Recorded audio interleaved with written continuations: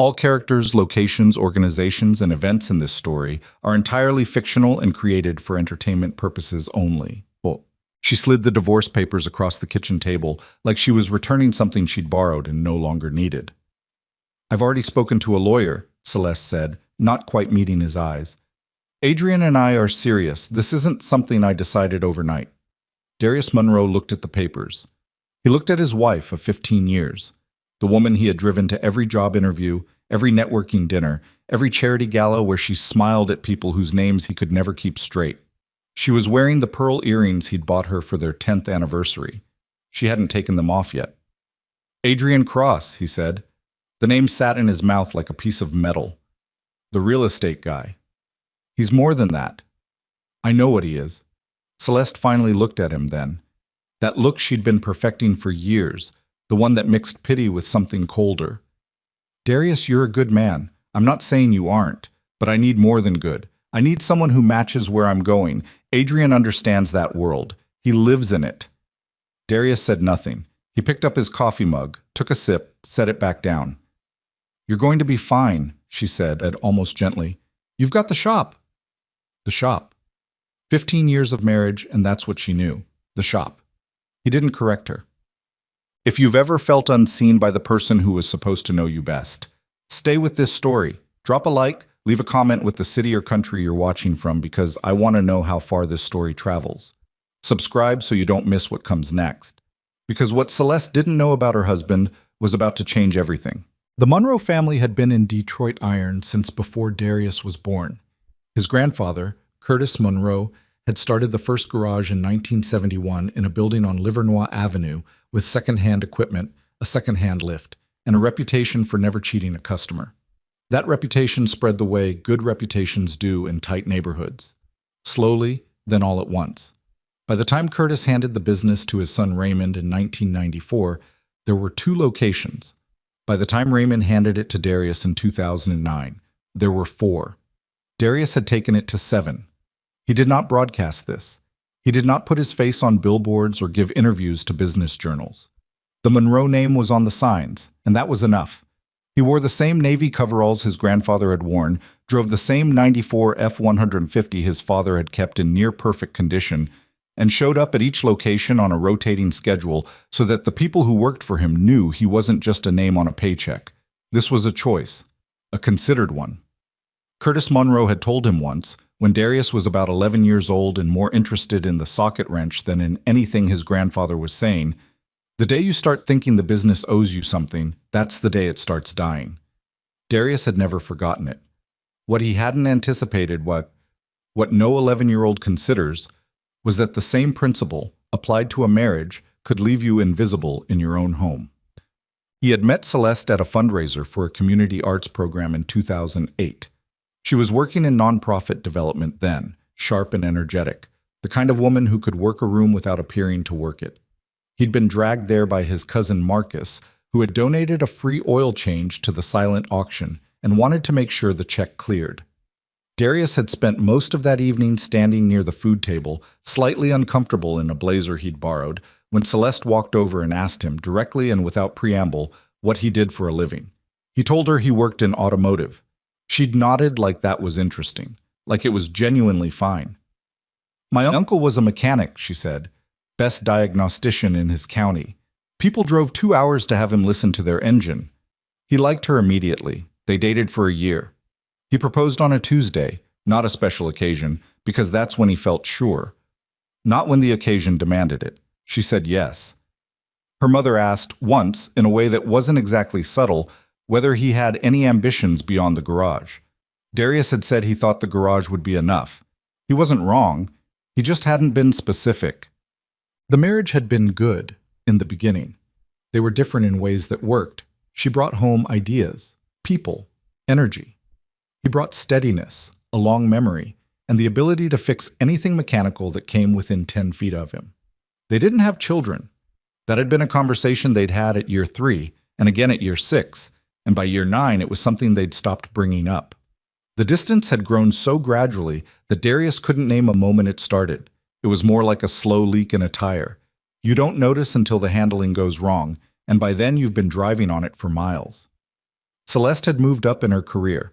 She'd left nonprofit work and moved into corporate communications, then into PR consulting, and her clients were the kind of people who had skyboxes at sporting events and took meetings over meals that cost more than Darius spent on groceries in a month. She was good at it. He respected that genuinely, but somewhere in that climb she'd started assessing him through different eyes. He saw it at the dinner parties, the slight tension in her face when he talked about the shop, the smooth redirect she'd do when someone asked him too many follow-up questions. Once, at a fundraising gala for a hospital expansion, a man in a very good suit had asked Darius what he drove and seemed amused when Darius said a '94 Ford pickup. Celeste had laughed along. On the drive home, she said it had been charming. Darius didn't say anything, but he'd noticed the word she chose. Charming. Like something you'd describe a child doing.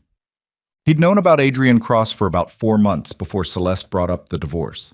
He hadn't hired a detective. He hadn't needed to. Darius moved through Detroit in ways Celeste didn't fully track. He knew property managers, city council staffers, general contractors, restaurant owners. The city's business layer wasn't as large as it appeared from the outside, and people talked. A friend had mentioned, offhand, that he'd seen Celeste having lunch at a downtown hotel restaurant with Adrian Cross, and that they didn't look like they were discussing a business deal. Darius had filed that away without reacting. He'd looked Cross up after that. Not obsessively, just the way you'd inspect a piece of machinery you weren't sure about. Adrian Cross was 43, based in Chicago, had moved into Detroit real estate 3 years ago when the city's redevelopment money started flowing in earnest. He had a company called Cross Holdings Group, a polished website, and a visible presence at the kind of events Celeste now attended regularly. His model seemed to be identifying undervalued properties in transitional neighborhoods, securing them cheaply, and reselling or developing them once the surrounding investment drove values up. Nothing illegal in that by itself. Darius had noted a few things, though, and set them aside. The timing of Cross's Detroit expansion, the neighborhoods he was circling, and a conversation Darius had overheard, not intentionally, between Celeste and someone on the phone, in which she'd said, "He just doesn't pay attention to that stuff. I told you, he barely looks at the financials." He hadn't confronted her about it. He wasn't sure why. Maybe he'd needed to understand the shape of the thing before he moved. The morning she put the divorce papers on the table, Darius had already been awake for 2 hours. He'd driven out to the Gratiot Avenue location at 5:30 to handle a delivery issue with a parts supplier. A miscommunication about a bulk order that had been sitting unresolved for 3 days. He'd sorted it out by 7, driven back through the city as it was waking up, stopped at the gas station on Fenkel that he'd been stopping at since he was 18, and bought a large black coffee in a styrofoam cup. He got home at 7:40. Celeste was already dressed, already composed, already positioned at the kitchen table with the papers in front of her. Prepared. That's what she was. "I've already spoken to a lawyer," she said. He sat across from her and listened to her lay it out. Her voice was careful. Not cruel, not apologetic, just careful. Like she'd rehearsed it enough times to take the shake out of it. She talked about needing more, about the life she'd worked toward, about Adrian understanding her in ways that, "You've been talking to him about the business," Darius said. She paused. "We talk about a lot of things. Specifically the business, Monroe Motor Works." Something shifted in her face, but only briefly. "I've mentioned it, yes. He's in real estate. Some of the properties came up." "Which properties?" "Darius?" "Which ones, Celeste?" She looked away. "The Livernois location. The one on Gratiot. Maybe the East Warren building. I don't remember exactly." He was quiet for a moment. Outside, a garbage truck was making its way down their street. The sound of it, mechanical and familiar, filled the kitchen. "Okay," he said. She looked back at him. "That's it? Okay? I'm not going to beg you to stay." She seemed briefly like she'd expected something different, an argument, a breakdown, a scene. "I think this can be handled maturely," she said. "The lawyers can—" "I'll call my lawyer this week." Celeste nodded. She straightened the papers, slid them back toward herself, stood up. She was wearing heels already.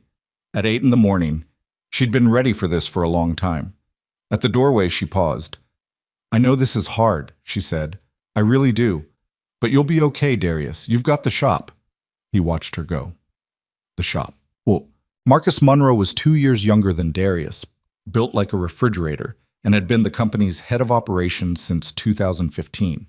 He was also the only person Darius talked to about anything that actually mattered.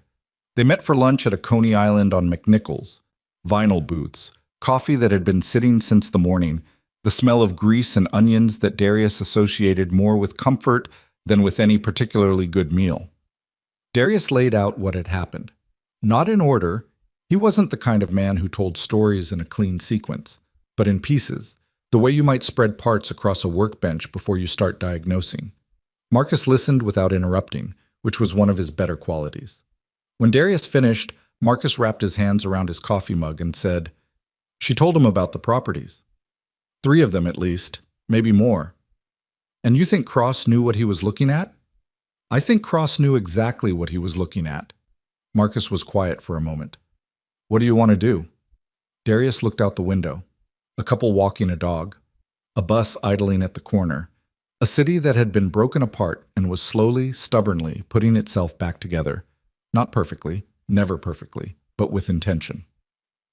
"I want to understand what he's actually after," Darius said, "before I do anything." "And Celeste?"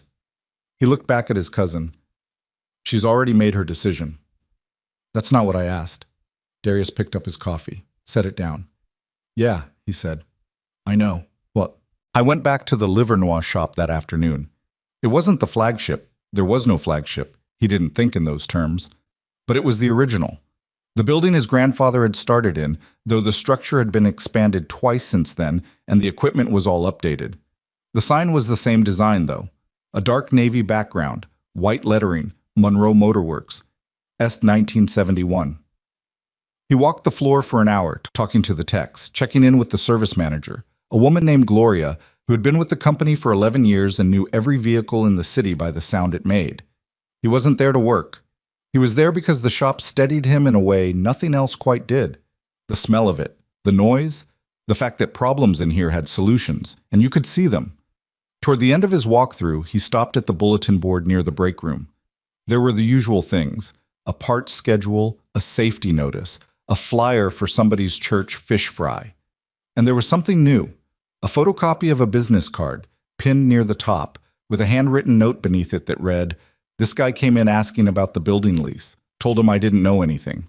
T." The business card read, "Cross Holdings Group. Adrian Cross, Principal."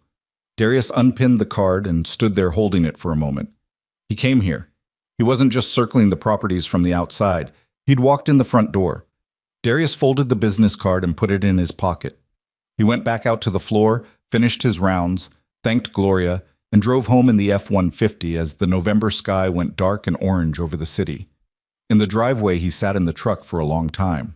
I thought about his grandfather, who had built something real out of nothing and never once let it make him loud.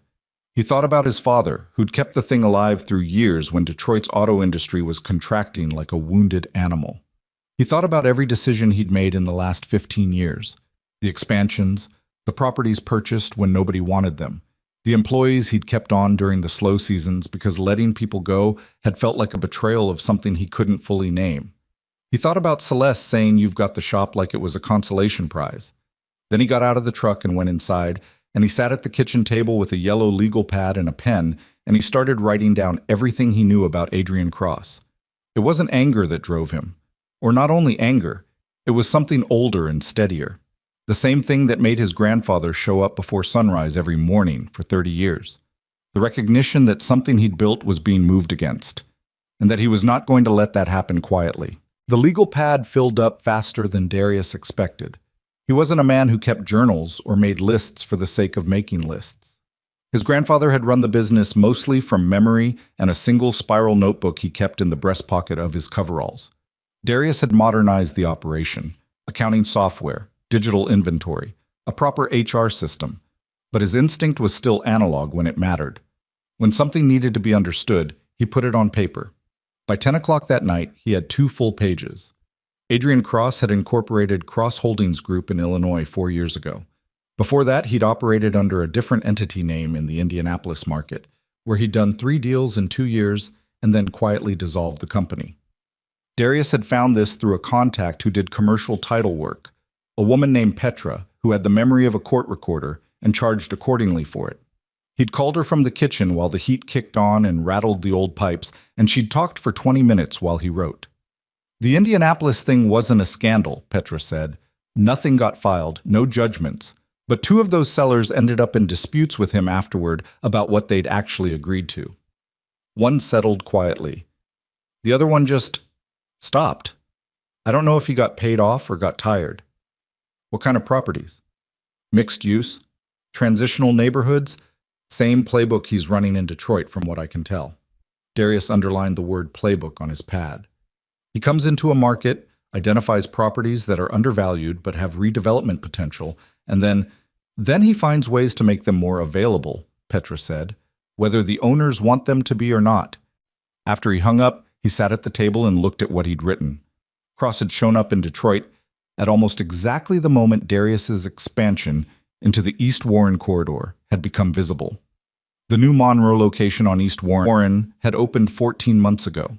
It was in a block that had been largely vacant for years.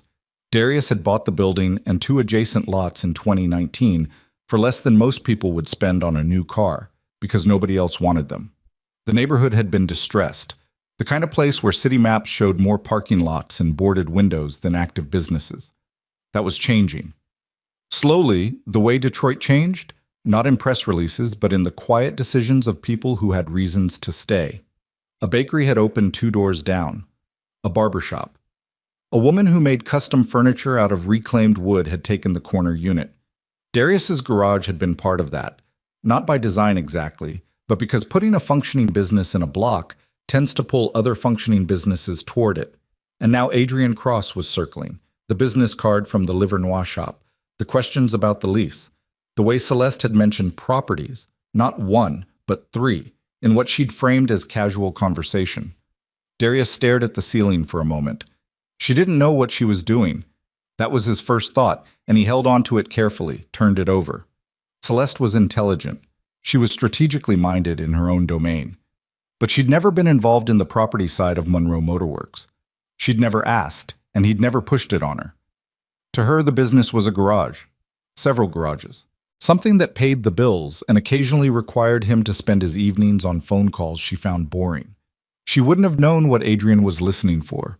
She wouldn't have known which information was worth anything. That thought made him feel something complicated, not exactly sympathy, but something adjacent to it, something that sat alongside his anger without fully displacing it. He folded the legal pad and went to bed. He didn't sleep well. He rarely did when there was a problem he hadn't solved yet. The next morning, he called his attorney. Diane Okafor had handled Monroe Motorworks legal work for 8 years. She was methodical, not given to drama, and had a habit of asking the same question 3 different ways until she was sure she understood what you actually meant, rather than what you'd said. Darius had always appreciated that. It cost him in billable hours, but saved him in misunderstandings. He told her about the divorce, about Celeste, about Adrian Cross and the properties and what Petra had told him about the Indianapolis situation. He told her about the business card pinned to the bulletin board at Liver Noir. Diane listened without interrupting, which meant she was either very interested or very concerned. Usually, it was both. "Has Celeste had access to any formal business documents?" she asked when he finished. "Financials, property records, anything with the LLC structure?" "She wasn't involved in operations. But we have a shared home office. I keep physical copies of the annual reports there, the property portfolios." Did she know what those documents represented? Darius thought about it. I don't know how much she understood. She knew the properties existed. I don't think she understood the full picture of what they're worth. Okay. A pause. Darius, if Cross has been gathering information through Celeste, even if she didn't know she was providing it, that's a material concern.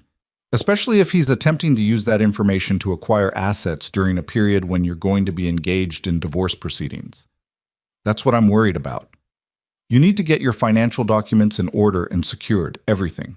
And you need to bring in someone to look at whether Cross or anyone connected to him has made any formal or informal inquiries about the properties, title searches, option letters, anything. I'll call Petra. Good. And Darius, don't sign anything related to the divorce until I've reviewed it. I wasn't planning to. I know, she said. I'm telling you anyway because people in difficult personal situations sometimes do things they weren't planning to do. He appreciated the honesty, even if it stung a little. He spent the next 3 days doing something he rarely did. He stayed off the shop floor and stayed at his desk. The desk was in the back office of the East Warren location, a room that was functionally ugly, institutional carpet, a particle board desk he'd inherited from the previous tenant, a whiteboard with scheduling information that was always slightly out of date. But it had a door that closed, and it had everything he needed: his laptop, a file cabinet with hard copies of the key documents, and a phone with enough signal to make calls without having to walk outside. He pulled the full property portfolio. Monroe Motor Works owned, directly or through its subsidiary LLCs, 9 properties in Detroit. 7 were the operational locations. 2 were adjacent parcels that Darius had acquired speculatively, one next to the East Warren shop, one near the Gratiot location, because he'd had a feeling the land would matter eventually, and he'd learned to trust that feeling. Total assessed value, a little over $22 million on paper, but assessed value in Detroit was a moving target. The actual market value, what those properties would fetch from the right buyer in the current redevelopment climate, was something he hadn't formally appraised in over a year. When he called a commercial real estate contact and ran some rough numbers, the figure that came back was closer to $28 million, maybe 30, for a buyer who understood what they were looking at. He sat with that number for a moment. Then he called Marcus. "I need you to pull the last 18 months of inquiry logs," he said. "Any outside contact about leases, sales, option agreements, anything property-related that came in through the shops." "That's not all centralized," Marcus said. "Some of that goes through the individual location managers." "Then talk to the managers, quietly. I don't want this to feel like an audit." "What am I looking for specifically?" "Adrian Cross, Cross Holdings Group. Any name you don't recognize asking questions that feel like they're about the land rather than the service bays." Marcus was quiet for a second. "Darius, how bad is this?" "I don't know yet. That's why I need the logs." What Marcus found, over the following week, was worse than Darius had expected, and not as bad as he'd feared, which was the kind of result that didn't actually make you feel better. At 3 locations, Livernois, Gratiot, and East Warren, there had been inquiries in the past 8 months from parties who weren't identifiable as existing customers or vendors. At Livernois, someone had called the main line asking about the lease structure and who held the property title. The service manager had told them she didn't handle that and hadn't followed up. At Gratiot, a man who didn't leave a name had come in asking about the building's history and whether the owner had ever considered selling. The tech who'd been at the front desk had told him the owner wasn't interested and left it at that. At East Warren, the inquiry had been more specific.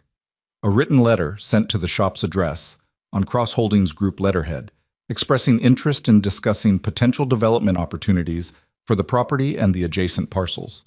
The letter was dated 4 months ago.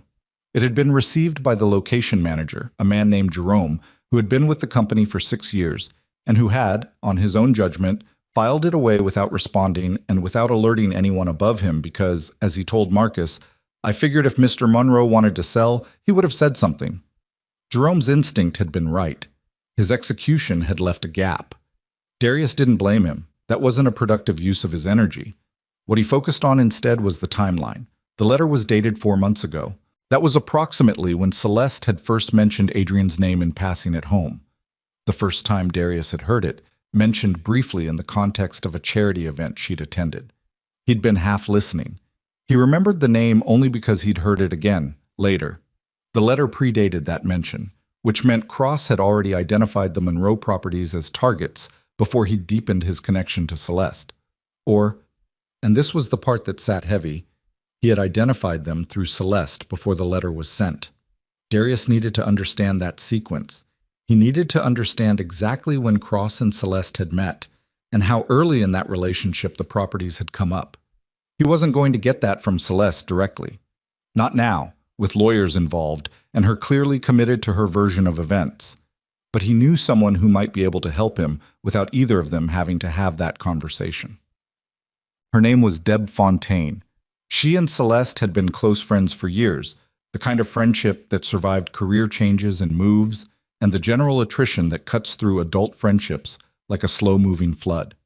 Deb was a grants administrator at a cultural foundation, lived in Midtown, and had, on multiple occasions, demonstrated the particular skill of knowing more than she let on. Darius called her on a Thursday evening, not because he'd planned to, but because he was driving past her neighborhood, and the thought arrived fully formed.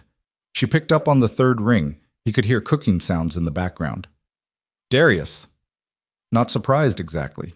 Careful. Hey, Deb. Deb, I'm not calling to put you in the middle of anything. Mm-hmm. I just have one question. You don't have to answer it. A pause. Okay. When did Celeste first mention Adrian Cross to you? Not to me. To you. The cooking sounds stopped. She must have turned off the burner. Why does that matter? She said. It might not. I'm trying to understand a timeline. Another pause. Longer this time. Darius, I like you. I've always liked you. And I told Celeste a long time ago that what she was doing wasn't right. Not the way she was doing it. I want you to know that. I know. When did she mention him? About a year ago, Deb said quietly. Maybe a little more. She said she'd met this developer at a charity thing and that he was interesting, smart, that he asked a lot of questions about the city, about neighborhoods, about which businesses had been around long enough to own their buildings. Darius said nothing. I didn't think anything of it at the time, Deb continued. It sounded like business talk. But then a few months later she mentioned him again, and the way she talked about him had changed. And I said, Darius, I said to her, Celeste, are you sure about this? And she said she'd never felt like anyone really saw her potential before, like Adrian actually understood what she was capable of. And she was still talking about me when she said that? She was talking about her life, the way her life had been. He drove in silence for a block. The questions he was asking, Darius said, about neighborhoods, about businesses that owned buildings. Did she describe them in more detail? Did she say she'd answered them? Deb made a sound that wasn't quite a sigh. She talked about Monroe Motorworks, Darius. She talked about the Livernois building. She said he'd asked how long the company had been in those locations, and she'd said forever, practically. She thought it was just... Deb stopped. She thought it was just conversation. Okay. Is he trying to do something to the business? I'm figuring that out, Darius said. Deb, thank you. I'm sorry, she said, for what it's worth. It's worth something, he said, and meant it. Deb. He met with Diane again the following week, this time in her office with Marcus present and a set of documents spread across the conference table. Diane had her own people looking at Cross Holdings' Detroit activity now, and what they'd assembled was a picture that had a logic to it once you knew what you were looking at. Cross's strategy, as best as they could reconstruct it, worked in stages.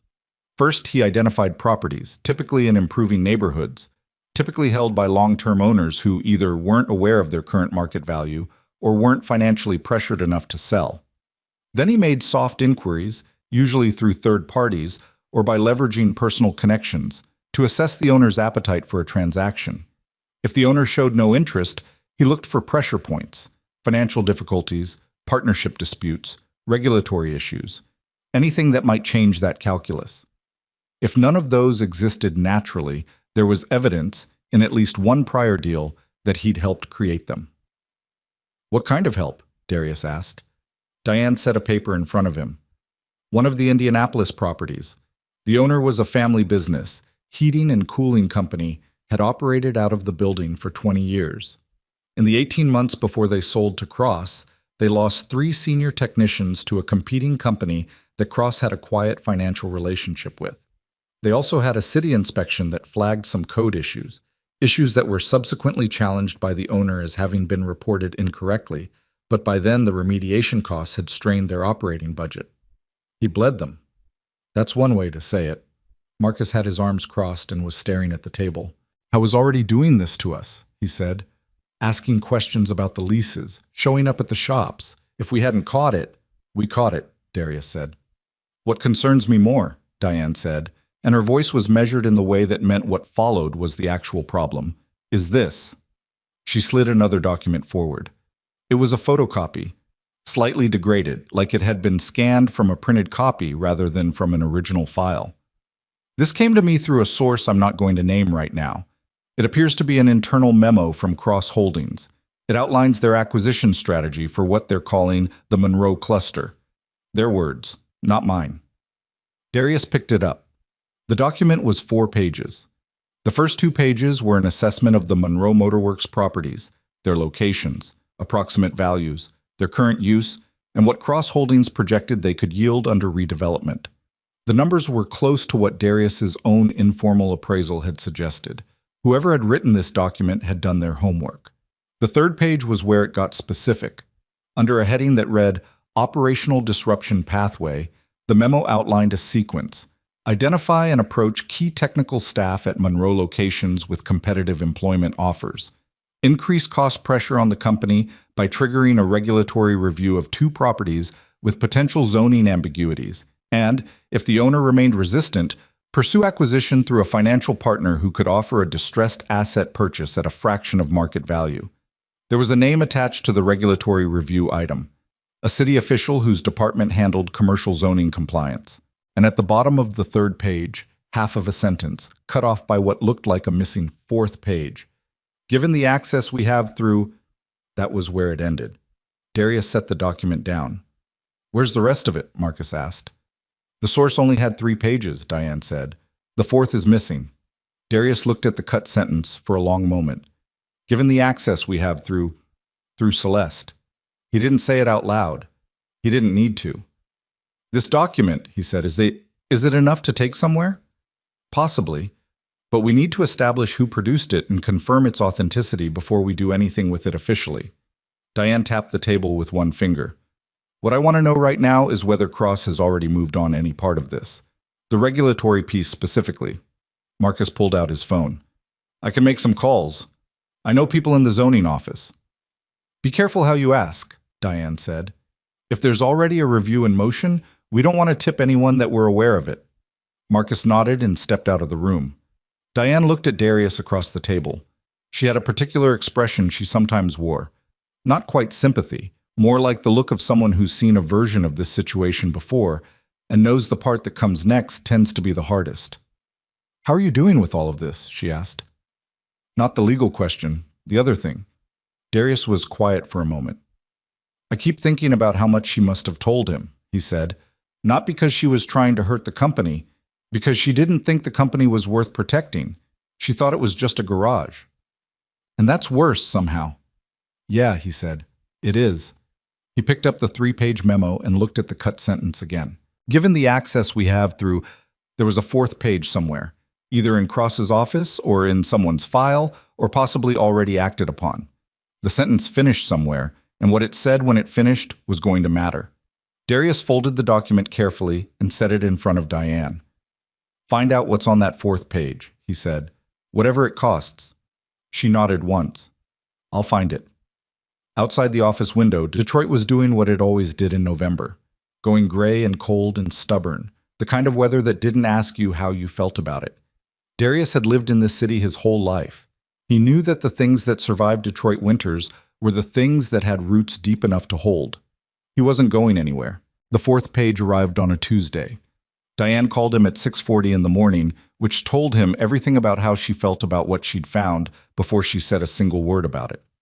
Diane Okafor did not make calls before 7 unless the situation required it. I need you to come in, she said. Today? This morning. Bring Marcus. He was at her office by 8:15. Marcus got there 5 minutes later, still in his work jacket, carrying 2 coffees from the gas station on Finkel, because that was what Marcus did when he didn't know what else to do. He brought coffee, and he showed up. Diane had the document on the table when they walked in. All 4 pages this time, the original 3 plus the recovered 4th, separated by a paperclip. She'd set it in the center of the table like something that needed to be approached carefully. She let them read it before she said anything. The 4th page was 6 paragraphs. The first 2 completed the sentence that had been cut off on page 3. Given the access we have through our relationship with CM, we are positioned to move on the Monroe cluster within the current fiscal quarter, contingent on finalizing the authorization document. CM Celeste Monroe. Her initials. In a strategy memo from a man she believed was her future. Darius read it twice. He kept his face still. It was something he'd learned from his father. Not suppression exactly, more like a decision about where you put the feeling while you figure out what to do with it. The third paragraph was the one that changed everything.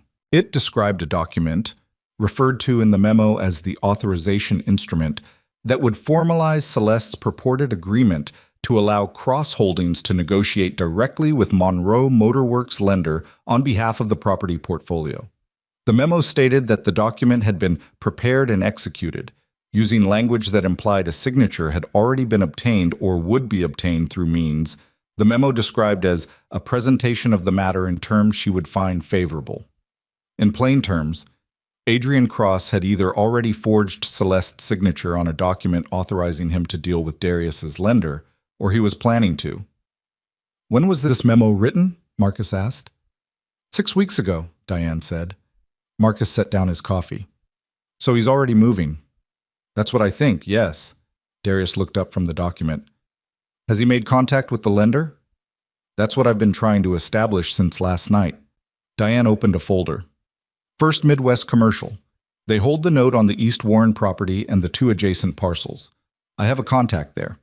Off the record, she told me that a representative from Cross Holdings made an inquiry approximately 3 weeks ago, presenting what they described as a letter of authorization from the property owner's spouse."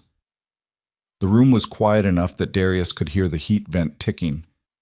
"They accepted the inquiry?" he asked. "They didn't reject it. They opened a preliminary file. Nothing has been formalized, but if Cross moves forward with a purchase offer backed by that authorization document, the lender would have an obligation to at least consider it, especially if the offer included an assumption of the existing loan, which would make it look like a cooperative transaction," Darius said. "From the outside, yes." Marcus had his hands pressed flat on the table. "Celeste doesn't know about any of this." It wasn't a question, but Diane answered it anyway. "Based on everything we can see, no. The memo's language about presenting the matter in favorable terms suggests she was told something. Probably that signing gave Cross the ability to explore refinancing options that would benefit her in the divorce settlement. Something that sounded like it was in her interest." "He used her," Marcus said. "He absolutely used her," Diane said. "And that is going to matter, legally and practically, in terms of how we proceed." Darius had been quiet for a moment. He was still looking at the initials on the page. CM, his wife's initials, reduced to 2 letters in someone else's acquisition strategy. "I want to see her," he said. Diane looked at him carefully. "Darius, not to fight, not to make a scene. I need her to understand what she's caught up in before this goes any further, because if Cross uses that document and it gets challenged, her name is on it, her credibility is on it. The divorce proceedings could get tied up in a fraud investigation that has nothing to do with the marriage itself. I'd recommend your lawyers are present for any conversation with Celeste at this point." "I know what you'd recommend." He looked at her directly. "I'm going to talk to my wife." Diane held his gaze for a moment, then nodded, once, slowly, the way she did when she'd decided that arguing further wasn't going to change anything. "Tell me what she says," she said. He called Celeste that afternoon from the parking lot of the East Warren shop. She picked up on the 4th ring, which meant she'd thought about not picking up and then decided she should. "Darius," guarded, "I need to talk to you. In person. Not about the divorce. About something that involves you directly and that you need to know about." A pause.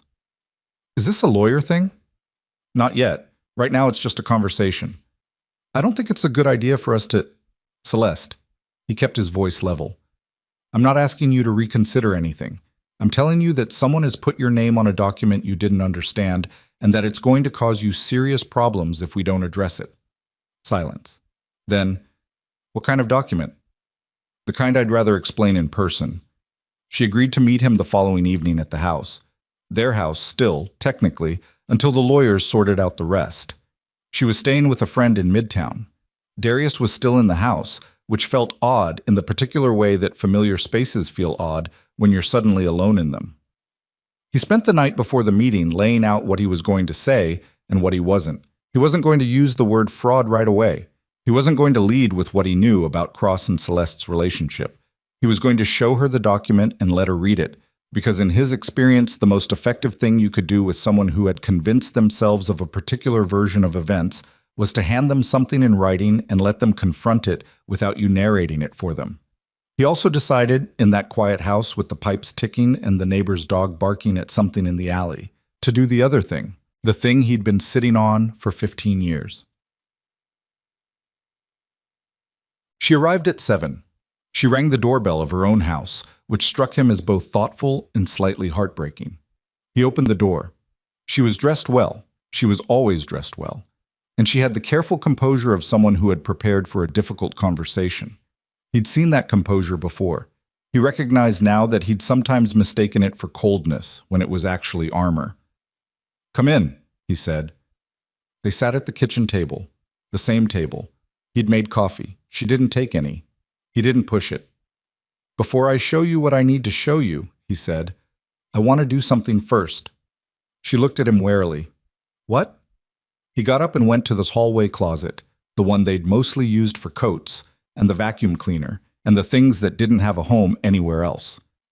On the top shelf, behind a box of winter gloves, he'd placed an envelope that morning. He took it down and came back to the table. He set the envelope in front of her. "What is this?" she asked. "Open it." She did. Inside were 7 keys, each on a separate ring, each with a small tag attached. She spread them on the table and looked at the tags. Addresses, each one. Livernois, Graciot, East Warren, 4 others. "Those are the locations," he said. "Each key is for the main building, not the key the manager has, the original key, the owner's key." He paused. "I own Monroe Motorworks, Celeste. Not as an employee, as the owner.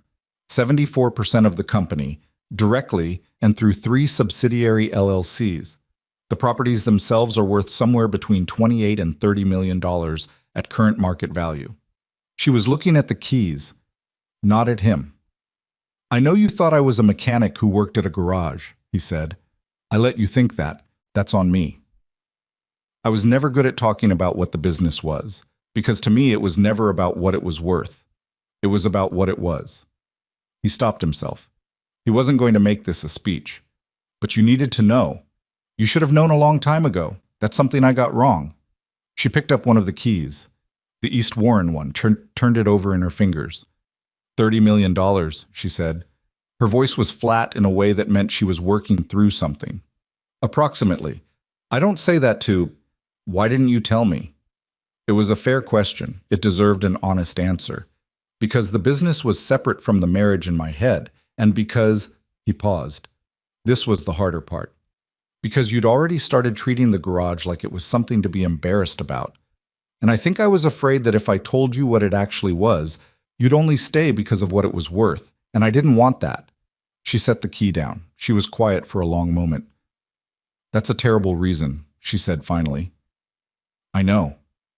You decided for me. You decided I couldn't handle knowing." "Yes. That's..." She stopped. He watched her face move through something complicated. "That's not completely wrong," she said, finally, quietly, in a way that sounded like it cost her something. They sat with that for a moment. Then Darius picked up the 3-page memo and the 4th page and set them in front of her. "Now I need you to read this," he said. "Take your time." He watched her read it.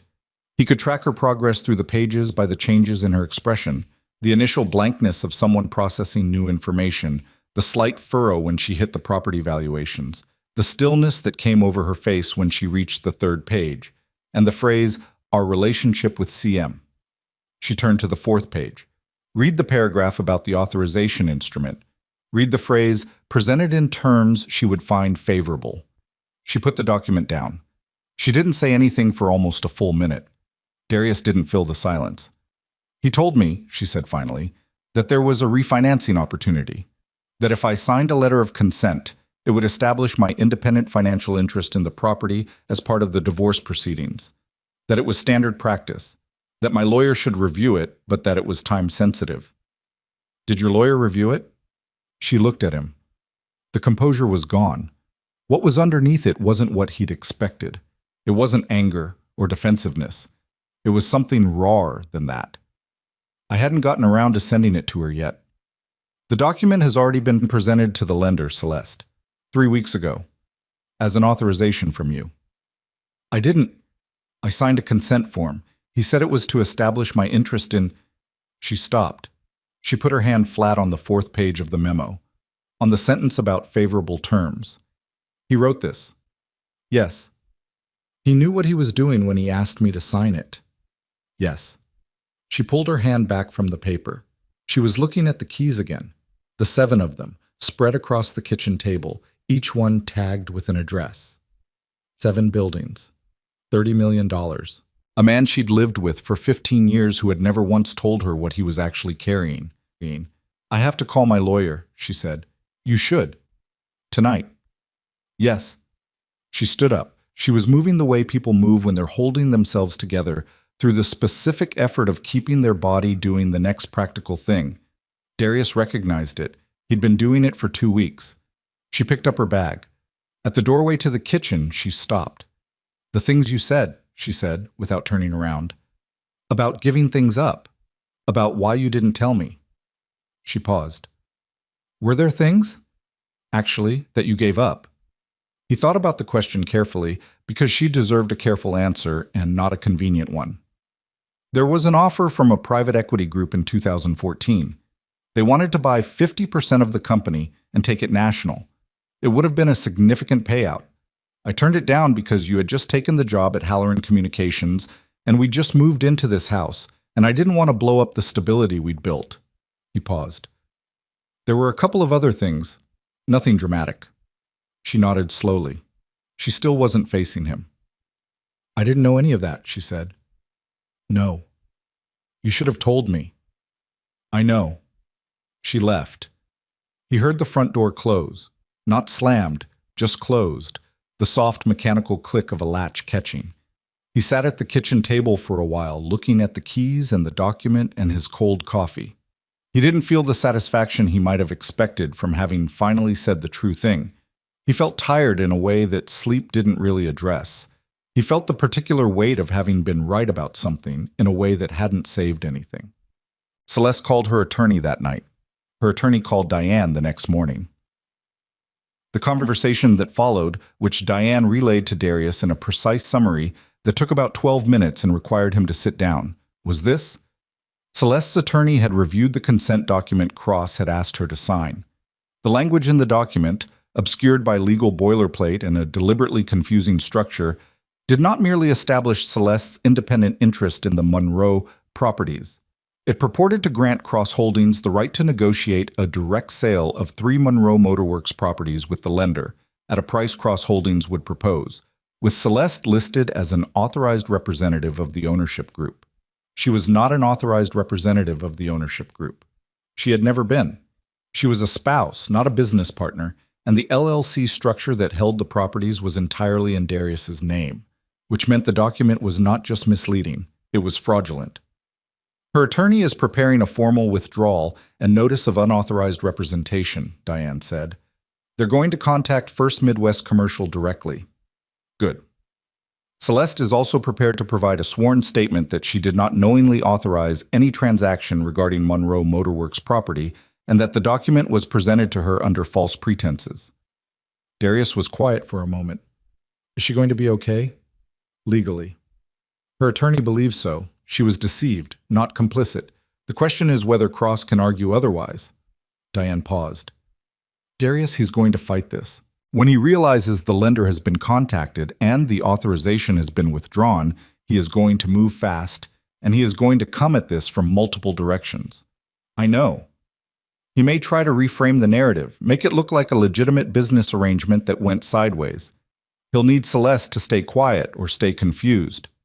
She's not going to do either, Darius said. He was more certain of this than he expected to be.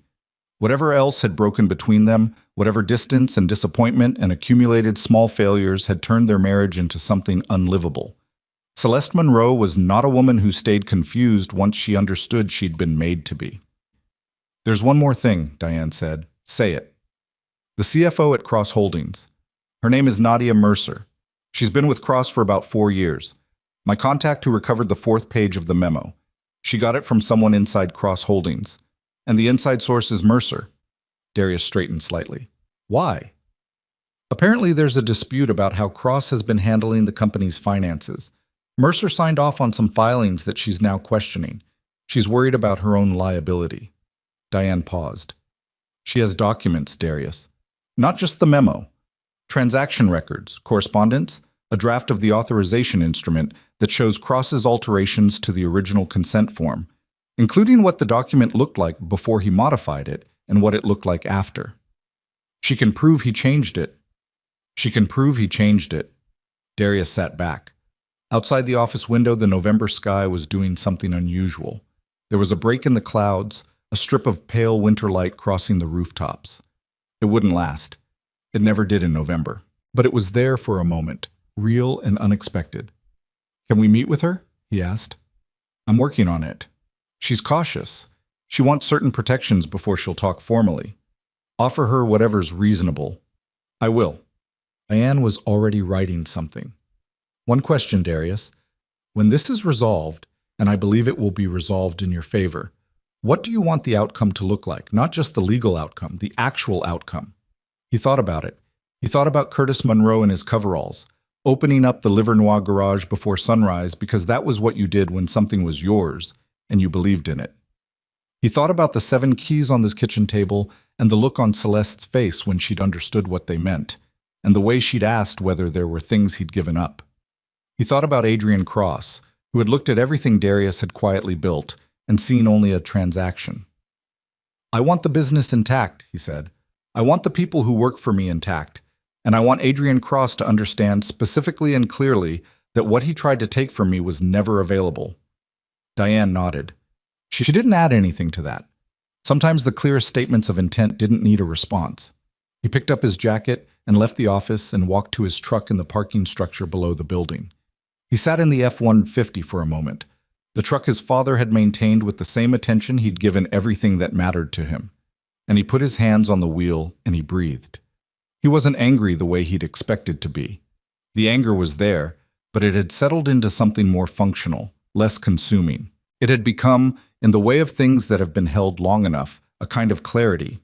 He started the truck and drove out into the city, which was gray and cold and stubbornly, defiantly alive, the same as it had always been.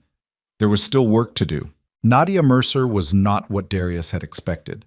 He'd built a picture of her in his head from the fragments Diane had given him, a CFO who'd signed off on questionable filings, who was now worried about her own exposure, who'd leaked documents through a back channel because she needed a way out. He'd expected someone calculating, someone who'd weighed her options and chosen the one that cost her the least. What he got instead was a woman in her mid-40s who arrived at Diane's office 12 minutes late because, as she explained without apology, she'd had to park 3 blocks away and she'd worn the wrong shoes for the distance. She had a leather portfolio under one arm and the specific exhaustion of someone who hadn't been sleeping well for a sustained period of time. She shook Darius's hand and sat down and said, "Before we start, I want to be clear about something. I'm not doing this because I'm a good person. I'm doing this because Adrian altered documents I signed. And if this deal collapses the way I think it's going to, I am not going down with it." "That's honest," Darius said. "I found that honesty is faster," she said. He decided in that moment that he respected her. Diane had arranged the meeting carefully. Present were Darius, Marcus, Diane, and Diane's associate, a younger attorney named Will, who took notes with the focused silence of someone trying to prove something. Nadia had come alone, which itself said something about her situation inside Cross Holdings. She laid the portfolio on the table and opened it. "I've been Adrian's CFO for 4 years," she said. "In that time, I've seen 3 deals that had elements I was uncomfortable with. I flagged 2 of them internally." He addressed them on paper without actually changing what he was doing, which is a skill he has. She slid a document across the table. "This is the original consent form that was presented to your wife for signature. This is what it said before Adrian modified it." Darius looked at it. The document was a single page, a straightforward consent letter, the kind that acknowledged a spouse's awareness of a pending financial matter. It was the kind of thing a lawyer might ask for as a formality in a divorce proceeding involving business assets. "And this," Nadia said, sliding a second document forward, "is what it became after he made his changes." The second document was 3 pages. The language was buried in subordinate clauses and defined terms that ran to a separate exhibit. But the effect, once Diane's associate read it aloud and translated the construction, was clear. The document is modified, granted Cross Holdings negotiating authority over the Monroe properties with First Midwest Commercial, positioned Celeste as an authorized agent of the ownership structure, and included a provision that any sale executed under the authorization would be binding on the underlying property regardless of subsequent ownership disputes. He added the exhibit after she signed the first page, Nadia said. The signature page itself wasn't changed, just everything it now referred to. Marcus leaned forward. He gave her the signature page separately. Correct. She signed what appeared to be a one-page form. He attached it to a three-page agreement she never saw. The room was quiet for a moment. How do you know this? Diane asked. Not skeptically, methodically. Because I have both versions in the document management system. The original was uploaded on a Tuesday. The modified version was uploaded 4 days later under the same file name, but the metadata shows a different creation timestamp. I flagged it to our document administrator, who came to me because she didn't know what to do with it. I told her I'd handle it. Nadia paused. I should have gone to a lawyer then. I waited 3 weeks instead, which I'm not proud of. Why did you wait? Darius asked. She looked at him directly. Because I'd been with the company 4 years. Because I own a small equity stake. Because I told myself there might be an explanation. She paused. There wasn't. Diane had been reviewing the metadata documentation while Nadia spoke. She looked up. This is sufficient to establish that the document was altered post-signature. Combined with the withdrawn authorization from Mrs. Monroe's attorney and the memo we already have, we have a coherent record of the fraud. There's more, Nadia said. She pulled a second folder from the portfolio. The loan Adrian is using to fund the Monroe acquisition, a $17 million construction and acquisition loan from a private lender called Bridgepoint Capital, is collateralized in part by properties he doesn't fully own. 2 of the 3 properties he listed as collateral are either under dispute from prior transactions or were pledged to a different lender in an earlier deal. She set the folder down. He built a $17 million loan on a foundation that will not hold once anyone looks at it carefully. Marcus made a sound that wasn't quite a laugh. He was going to buy our properties with money he borrowed against properties he didn't actually have. Essentially, yes. Darius sat back. I was processing not just the mechanics of what he was hearing, but the scope of it, the degree to which Cross's entire move had depended on things staying in place just long enough. Celeste not looking too closely at what she'd signed. The lender not running a deep title check before the deal closed. The Monroe properties not having an owner who paid attention. Every part of the plan had required Darius to be exactly what Celeste had always believed he was. An ordinary man with a garage who didn't track the numbers, who'd be caught off guard by the speed of it, who'd be too busy being heartbroken about his marriage to notice what was happening to his business. What does Cross think is happening right now? Darius asked Nadia. He thinks the deal is on track. As of yesterday morning, he hadn't been notified by First Midwest that the authorization had been questioned. She paused.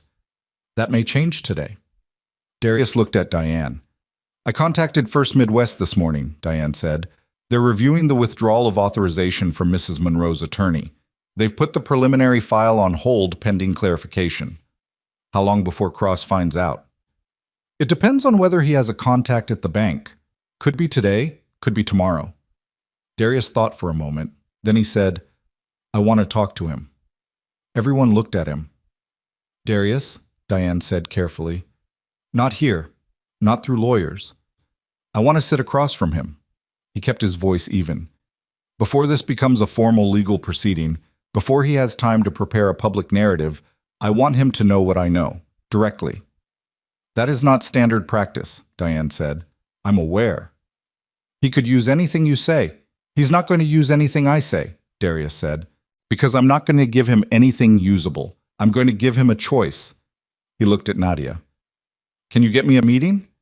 Nadia studied him for a moment. She had the expression of someone recalibrating. I can tell him you want to discuss a potential resolution to the authorization dispute before it escalates. He'll think he can still manage it. Good. Let him think that. The meeting was set for the following afternoon at Cross's Detroit office, a suite on the 14th floor of a downtown building that had been renovated 2 years prior, all glass and pale wood, the kind of space designed to tell you something about the person who occupied it before they said a word. Darius drove there in the F-150, which he parked in the building's underground garage next to a row of vehicles that cost more than most people's annual salary, and which he felt no particular need to apologize for. He wore his work clothes, not because he'd forgotten to change, because he'd decided not to. Diane had argued against the meeting twice more, and then, recognizing the particular quality of Darius's silence when he'd made a decision, had shifted to preparation instead. She'd given him 3 pages of notes on what to say and what not to say, and he'd read them carefully and agreed with most of it. Marcus had offered to come. "No," Darius had said. "Why not?" "Because I need him to think this is manageable. 2 of us makes it look like a confrontation." "It is a confrontation." "Yes, but he doesn't need to know that until it's already over."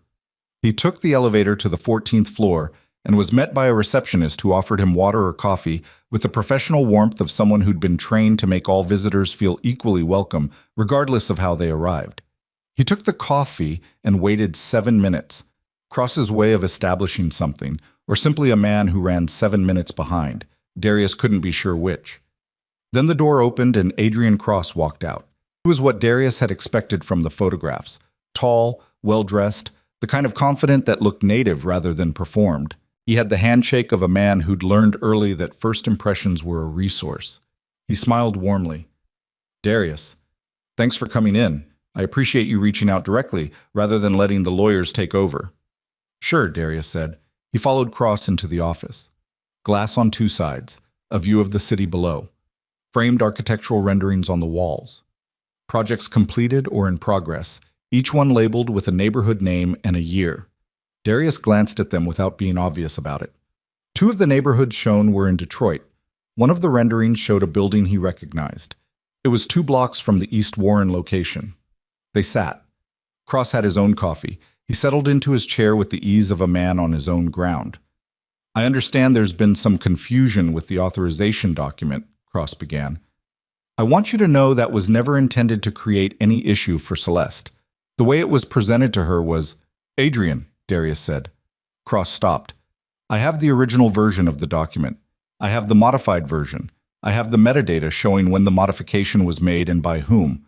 I have Nadia Mercer's statement describing the document management process." Darius set his coffee down.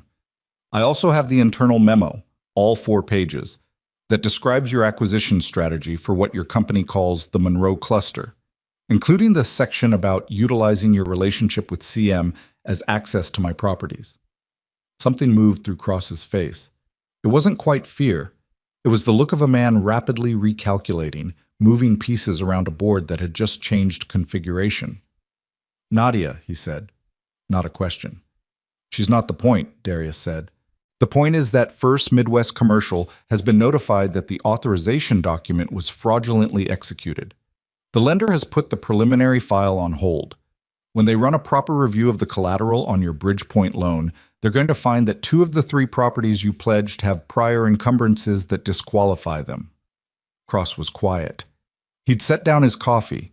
His hands were flat on the desk, which was the tell. Darius had learned to watch hands in the course of a lifetime of dealing with people, and flat hands on a flat surface meant someone who'd lost the thing they'd been holding on to. "What do you want?" Cross said. "I want you to understand something first." Darius leaned forward slightly. "You came into my city. You identified properties that 3 generations of my family built. You used my wife, who did not understand what you were doing, to get access to information and documents that you then used to try to acquire what I built." He paused. "And you did all of that because you looked at me and decided I was someone who wouldn't notice." Cross said nothing. "I noticed," Darius said. A long silence.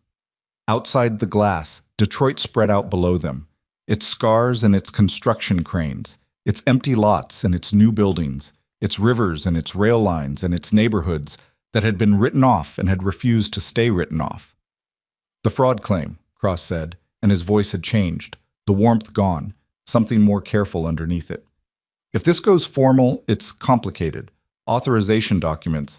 The comparison of the 2 versions is not complicated," Darius said. "Diane Okafor is a very precise attorney. She will make it simple." Cross looked at him for a moment. "What are you offering?" "I'm not offering anything. I'm explaining what happens next." Darius picked up his coffee again. You withdraw from any pending transaction related to Monroe Motorworks properties.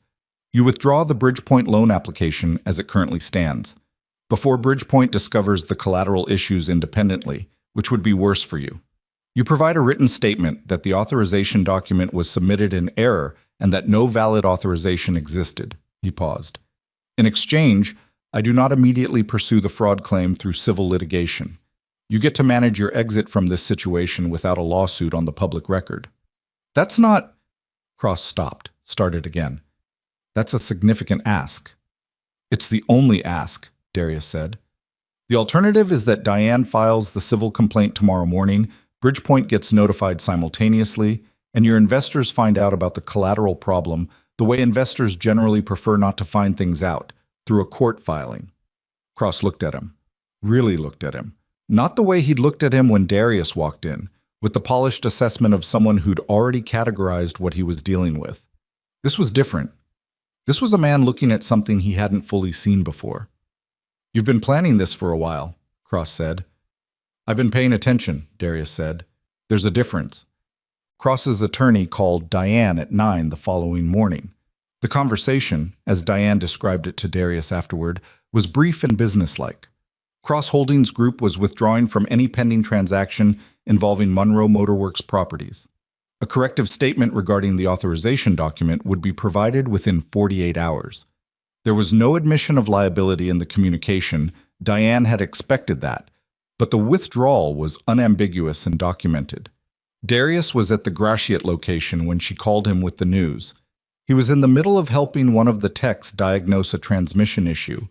Not because he needed to, but because Gloria was short-staffed, and because Darius Monroe had never been the kind of owner who watched other people work if he could be useful.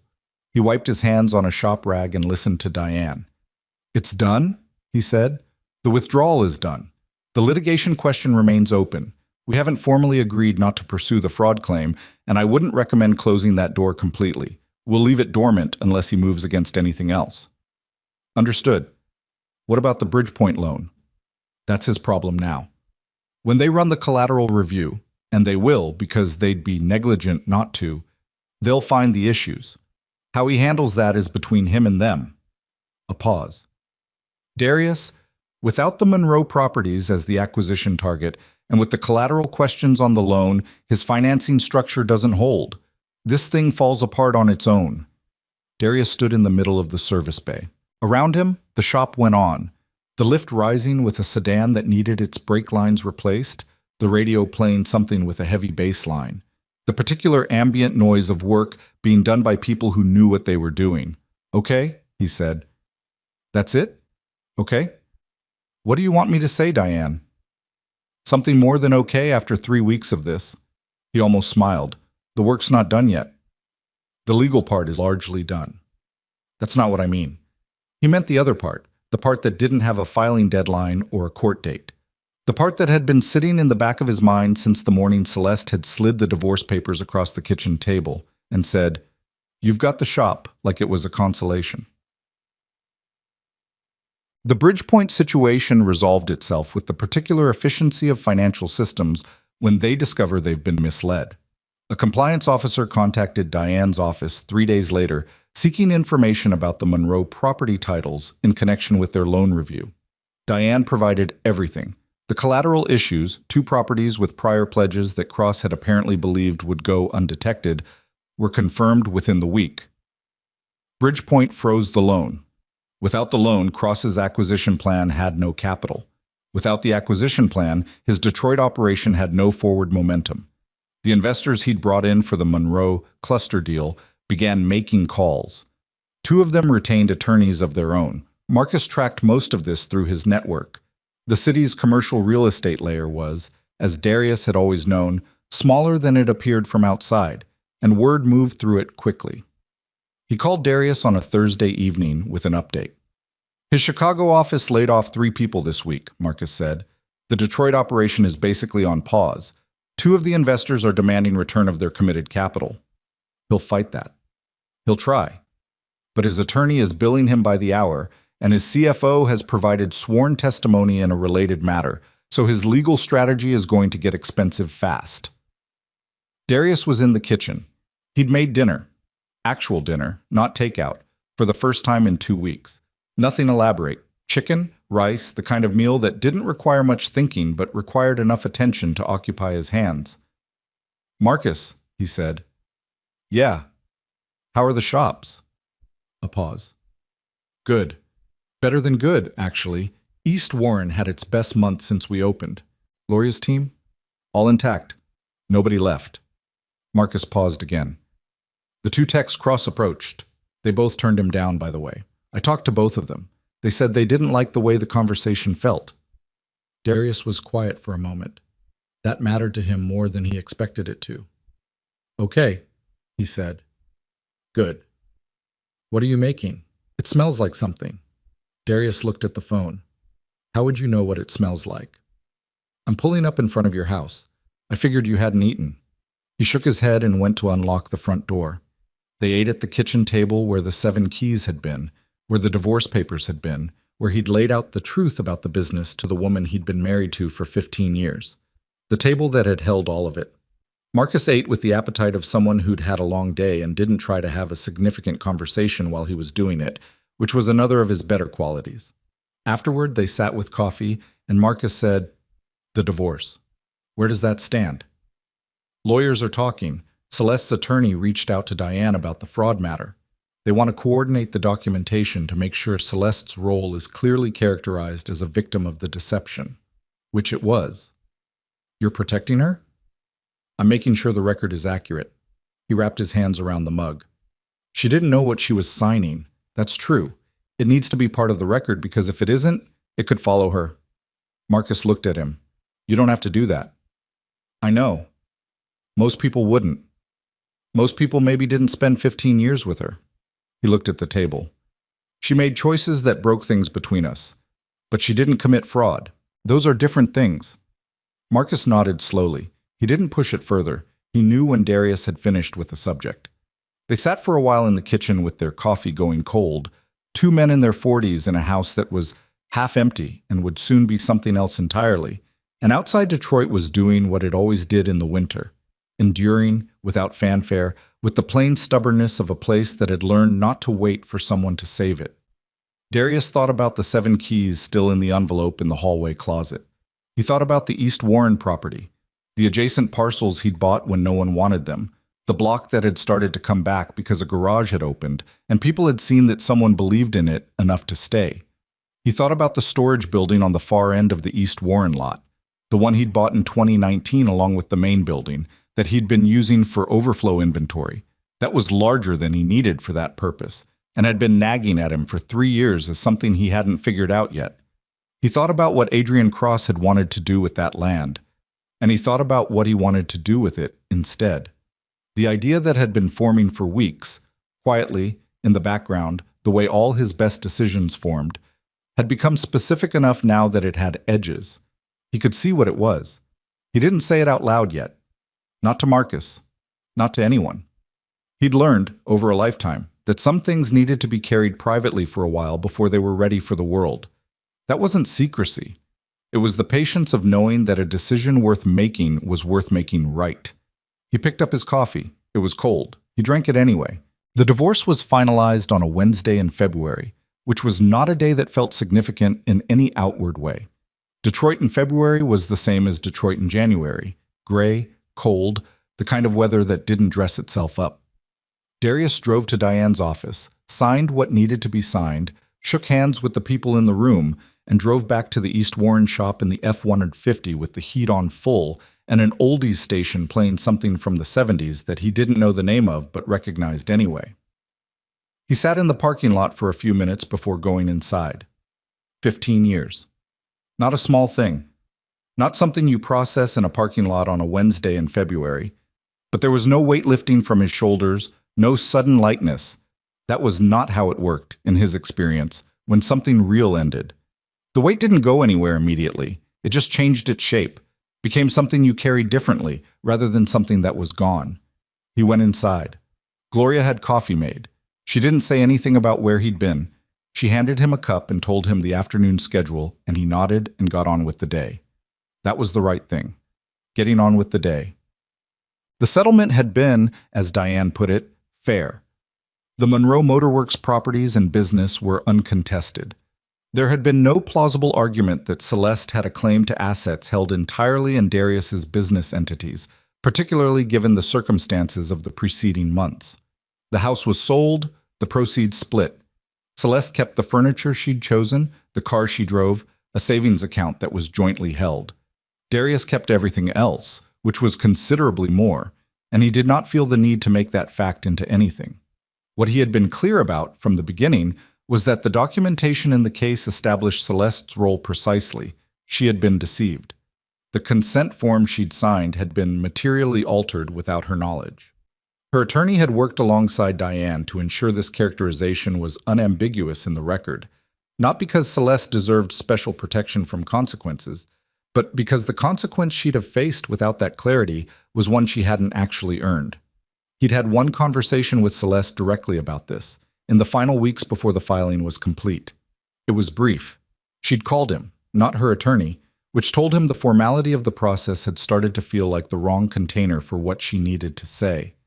"You didn't have to do that," she said. "The documentation, making sure my name was clean." "The record should be accurate," he said. "That's not why you did it." He was quiet for a moment. "No, not entirely." She didn't ask him to explain further. He didn't offer to. There were some things between people who had known each other for a long time that didn't require elaboration, that were understood at the level where words were more likely to diminish than clarify. "I'm sorry," she said, "for what I said about the shop. You've got the shop. Like it was nothing. You didn't know what it was. I didn't try to know. That's different." He thought about that. "Yeah," he said, "it is." "Is this business okay?" "It's fine. Better than fine." "Good." A pause. "I mean that, Darius. I genuinely mean that." He believed her. That was the complicated truth about the end of their marriage. Not that she had never cared about him, but that caring and seeing had become different things at some point, and she'd cared without seeing for long enough that the gap had become too wide to close. He wasn't entirely innocent in that. He'd made choices that kept him invisible. He decided what she was capable of understanding and acted accordingly, which was its own kind of condescension dressed up as protection. They had made each other smaller in different ways. That was the honest accounting of it. "Take care of yourself," he said. "You too," she said. He set the phone down and sat in the quiet of the East Warren back office for a while, in the institutional carpet and the slightly out-of-date whiteboard and the particle board desk, and he let the silence be what it was. Adrian Cross's financial collapse did not happen in a single dramatic moment. It happened the way structural failures happen, incrementally, each piece loading pressure onto the next, until the whole thing became impossible to hold. Bridgepoint Capital called the loan within 3 weeks of freezing it, citing the collateral misrepresentation. The recovery proceedings were quiet at first, these things usually were, but 2 of Cross's investors filed suit, which made it not quiet. The suits were civil, not criminal, but the documentation Nadia Mercer had provided became part of the civil record, and civil records are public. Darius did not follow the proceedings closely. He asked Diane to keep him informed of anything that directly affected Monroe Motorworks or required his response, and otherwise he let it move at its own pace. He wasn't interested in watching the collapse itself. He'd seen enough of what it was built on to know how it would end. What he was told over the following months was this. Cross Holdings Group surrendered its Detroit office lease in March. Adrian Cross personally filed for a restructuring of his liabilities in April, which was not quite bankruptcy but was adjacent to it. The Chicago operation was reduced to a skeleton staff by summer. The architectural renderings in his 14th floor office, the ones labeled with neighborhood names and optimistic years, were presumably taken down, though Darius had no way of knowing for certain and didn't spend time imagining it. Nadia Mercer cooperated fully with both the civil proceedings and a separate regulatory inquiry that emerged from the Bridgepoint situation. She retained her own attorney early and secured an arrangement that held her liable for the filings she'd signed but protected her from the fraud claims that attached to Cross personally. She lost her equity stake and a significant portion of the prior year's compensation she'd been counting on. She did not, as far as Darius knew, complain about it publicly. He thought about her occasionally. Her flat statement at the beginning of their meeting that she wasn't doing it because she was a good person. He'd found, in the months since, that he respected that honesty more the longer he sat with it. The world was full of people who did the right thing for complicated reasons, and demanding that they do it for pure ones was a way of ensuring fewer right things got done. Marcus had his own read on the whole situation, expressed over lunch at the Coney Island on McNichols about 6 months after the divorce was finalized. The thing about Cross, Marcus said, working through a plate of eggs that had no business being ordered at 1 in the afternoon, is that he never actually understood what he was dealing with. He looked at the Monroe properties and saw undervalued assets in transitional neighborhoods. He looked at you and saw someone who didn't know what he had. A lot of people make that read, Darius said. Yeah, but most of them aren't trying to steal it from you. Darius turned his coffee cup in his hands. He wasn't entirely wrong about the undervalued part. The properties were worth more than most people realized. Because you made them worth more. Because the neighborhoods came back. We were part of that, but we weren't all of it. Marcus pointed at him with a fork. See, that right there. That's the thing. You've never been able to just say, I built something valuable and I protected it. You always have to distribute the credit. Distributing credit isn't the same as not taking it. Sometimes it is. Darius looked at him. My grandfather never put his name on anything except the sign. And the sign said Monroe, Marcus said. That's still a name. He'd broken ground on the Monroe Skills Lab in late March, 6 weeks after the divorce was finalized. The storage building on the East Warren lot, the one Adrian Cross had described in his internal memo as a high-priority redevelopment parcel, the one that had been sitting in Darius's mind as an unresolved thing for 3 years, was gutted over the course of 4 weeks by a crew that Darius hired from the neighborhood, specifically and on purpose. The building's bones were good. His grandfather would have said that about it. Good bones, meaning the structure was worth preserving, worth working with rather than tearing down.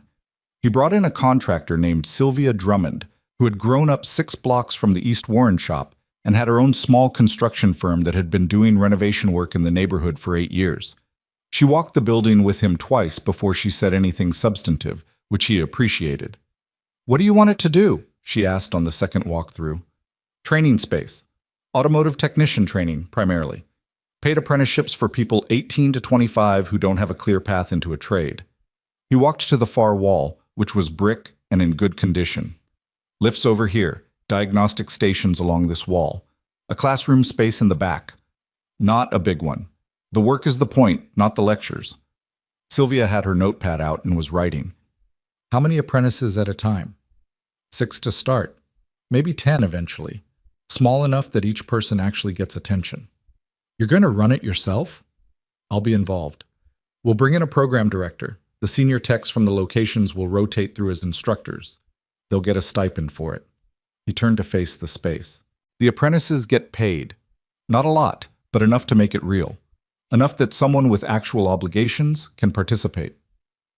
Sylvia stopped writing and looked at him. Why paid? Most programs like this run on volunteer hours and donated time. He thought about the question. It was a fair one, and it had an answer he'd been working on for a while. Because unpaid training is a middle-class luxury, he said. If you've got a family, if you're paying rent, if you're the person in your household that other people depend on, you can't spend 6 months not earning. You just can't.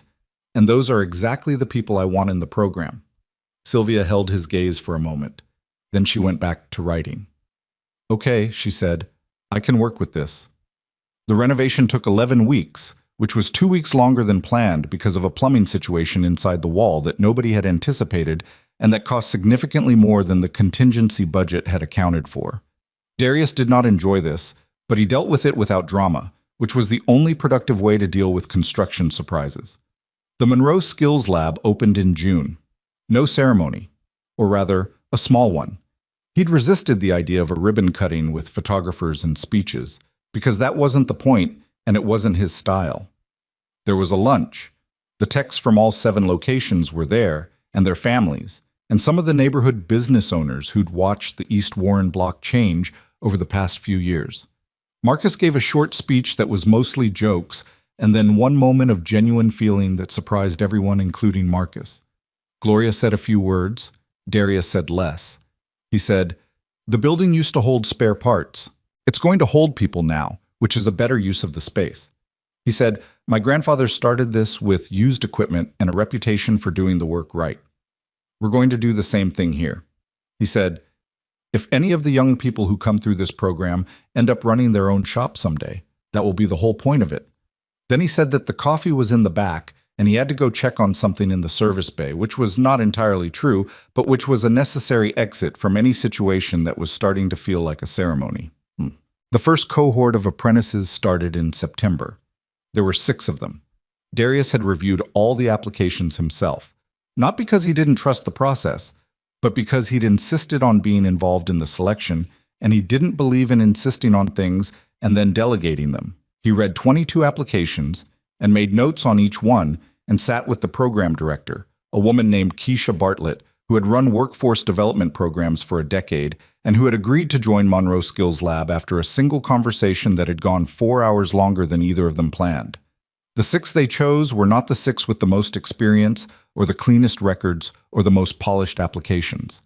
They were the 6 who had something specific, a clear reason why this mattered to them and a demonstrated willingness to show up for hard things. Keisha had put it simply in one of their planning conversations. I don't want people who need this to look good on a resume. I want people who need this to be able to stay in Detroit. Among the 6 was a 22-year-old named Malcolm Reed. Malcolm had grown up in the neighborhood, 3 miles from the East Warren shop. He'd been working part-time at a grocery warehouse for 2 years, saving money with no specific plan attached to the saving, trying to figure out something that felt like a direction. His application essay was 7 sentences long, which was the shortest one Darius had read, and it said, I've been taking apart engines since I was 12 because my uncle showed me how, and it was the first thing I ever did that felt like I was actually thinking. I want to learn how to do it right. I want to be someone my neighborhood can call when something needs fixing. Darius had circled it without annotation, which was how he marked the ones he was certain about. Malcolm showed up on the first day in work clothes that were slightly too large for him and shook everyone's hand with the formality of someone who was nervous but committed to not appearing nervous. He had good hands. Darius noticed this early, the way a person's hands move when they're comfortable with tools versus when they're performing comfort. Malcolm's hands were comfortable. He also asked better questions than most. Not more questions, better ones. He would work through something until he hit a point he didn't understand, and then he'd ask precisely about that point rather than asking generally, or worse, not asking at all. The senior tech assigned to his station, a veteran named Terrence, who had been with the Gratiot location for 9 years and who was not given to easy praise, told Darius at the end of the 3rd week, "That kid's got it. He doesn't know it yet, but he's got it." Darius nodded. He'd seen it too. The program ran for 8 months. It was not 8 smooth months. 2 of the 6 apprentices hit personal crises during the program. One a family medical situation that required a month's leave. One a housing disruption that Keisha and Darius quietly addressed by connecting the apprentice with a community housing organization they'd already built a relationship with in anticipation of exactly this kind of thing. One apprentice washed out at month 3. Not from lack of ability, but from a combination of outside circumstances that made showing up consistently impossible. Darius felt that one. He sat with Keisha afterward and talked about what could have been done differently, and they made changes to the support structure for the next cohort. The 5 who completed the program were offered positions. All 5 accepted. Malcolm Reed was assigned to the East Warren location, under Gloria's supervision, which was the highest stakes placement Darius could have made, and which he'd made deliberately. Gloria ran the best shop. She also had the least patience for people who coasted, which meant she had significant patience for people who didn't. 18 months after the program's first cohort graduated, Darius was standing in the East Warren service bay watching Malcolm work through a diagnostic on a late-model sedan with an electrical fault that had stumped 2 other techs before it came to his station.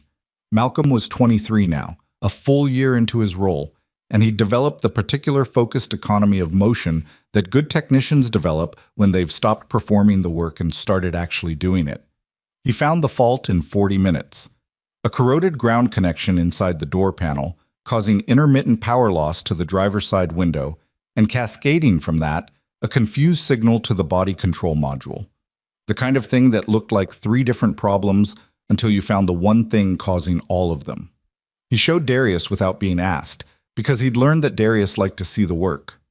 "Here," Malcolm said, holding up the corroded terminal. Everything else was reading off because of this. How'd you narrow it to the door panel? The BCM codes were inconsistent. They were changing between scans, which meant the module was reacting to something intermittent rather than something constant. So I went looking for intermittent connections instead of components. Darius turned the terminal over in his fingers. Good read. Malcolm nodded, not prideful, satisfied, the right version.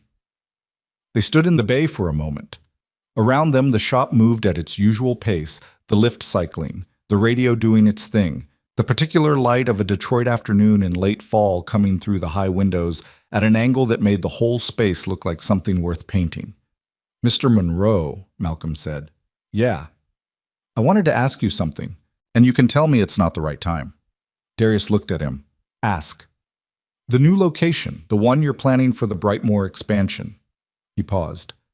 I heard you were looking for a location manager. I know I'm young. I know I've got a year in. But I want you to know I'm interested when the time is right. Darius was quiet for a moment. He looked at Malcolm, this 23-year-old who had written 7 sentences and shown up in slightly too large work clothes and asked good questions and found corroded ground connections that other people missed. That's a conversation we can have, Darius said. Not today, but we can have it. Malcolm nodded. He went back to the sedan without additional comment, which was the right move. Darius walked back toward the office, and he stopped in the doorway and looked back at the bay, at the work being done, at the people doing it, at the building his family had poured 50 years of mornings into. He thought about what Marcus had said over eggs at the Coney Island. You've never been able to just say, I built something valuable and I protected it. He was working on that. Not the saying, woke, the believing. The actual internal understanding that what he'd done was worth what he'd given for it. It was taking longer than he'd expected, which was probably how it should take. The things that had not resolved cleanly, because most things don't. He still thought about Celeste sometimes. Not with longing, with something more like the complicated regard you have for a person who was genuinely important to your life and with whom things had genuinely gone wrong. He'd heard through mutual acquaintances that she was doing well professionally, had taken a position with a firm in Chicago, had moved. He didn't know if she was happy. He hoped she was, in the functional way you hope for something you've stopped being responsible for. The marriage had been real. That was the thing he'd had to sit with and eventually accept as both true and insufficient. Something can be real and still not be enough. Something can be real and still, in the end, be wrong for both people involved. He'd spent too long, in the months after the divorce, trying to identify the moment it had turned, as if there were one moment, as if the thing had broken cleanly rather than worn through. It had worn through. That was the honest answer.